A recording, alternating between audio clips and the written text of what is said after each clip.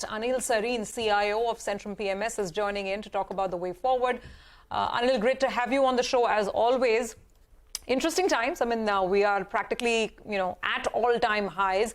We've had a very good run, including in the mid-caps. I want to start first with sort of the big view, the big picture view on whether you think the market overall is all set to take out the earlier highs and keep marching higher, or do you sense that consolidation is going to be the best case scenario? What's the kind of feedback you're picking up, for instance, when it comes to H&I flows, just money coming into your funds as well? Yeah, so money obviously from once March ended, there is decent kind of flows, although investors are always concerned, and every day there is one or the other new concern.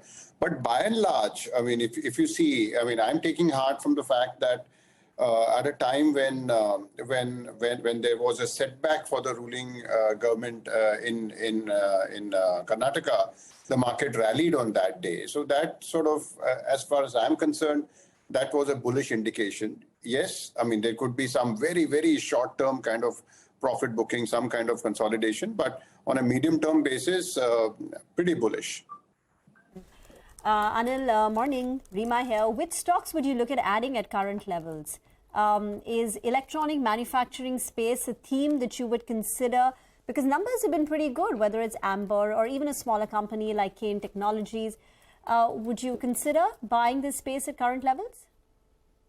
So, Rima, I mean, it's very interesting. I mean, we are bottom up stock pickers, so, and we buy over a period of time. And quite apart from the names that you have mentioned, I mean, we have our own preferences. I mean, if you want to get into names, and I'm not saying that we do not have it, we do have it in our portfolios. So we have Intellect, we have other technology names which are again looking quite attractive. Kane's, actually, I have not studied Kane, so I cannot really comment on that. No, in the electronic manufacturing space, like Dixon, Amber, Kane's Technology, or an Avalon, Syrma SGS, not the IT, but more on the electronic manufacturing space. Is there anything that you own or would look at favorably? We own some very, very small ones within that list, and there has been correction. Of course, Amber has come out with good results after a long time. So, and the market is duly recognizing that. Yeah, so the space is interesting. Whether you want to jump in at these prices or immediately, that can be, up to your individual liking. But yeah, the space is interesting.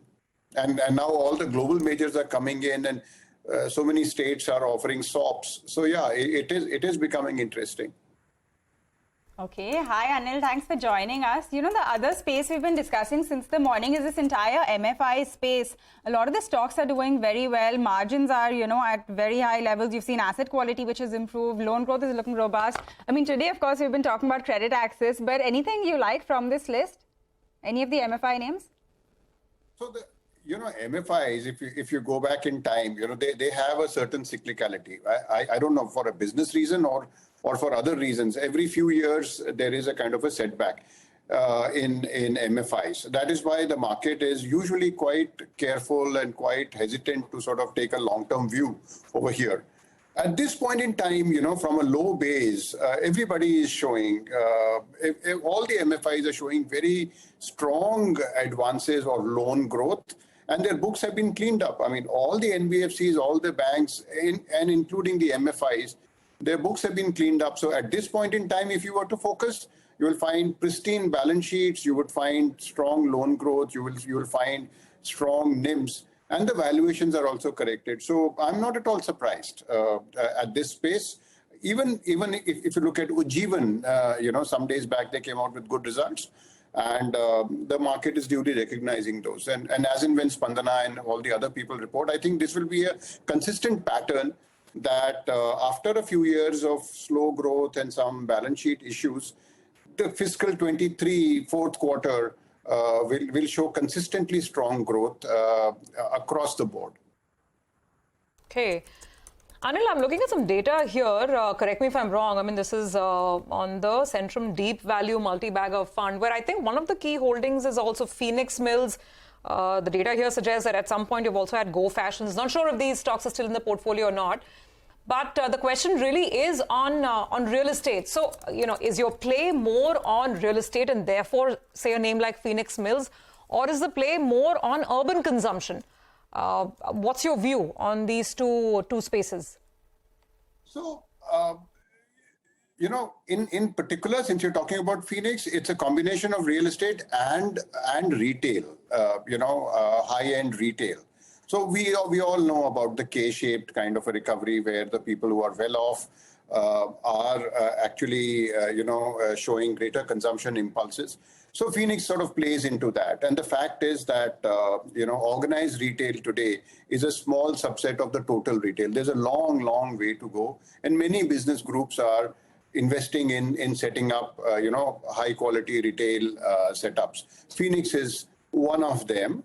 And of course, there is this commercial as well as somewhat residential play over there.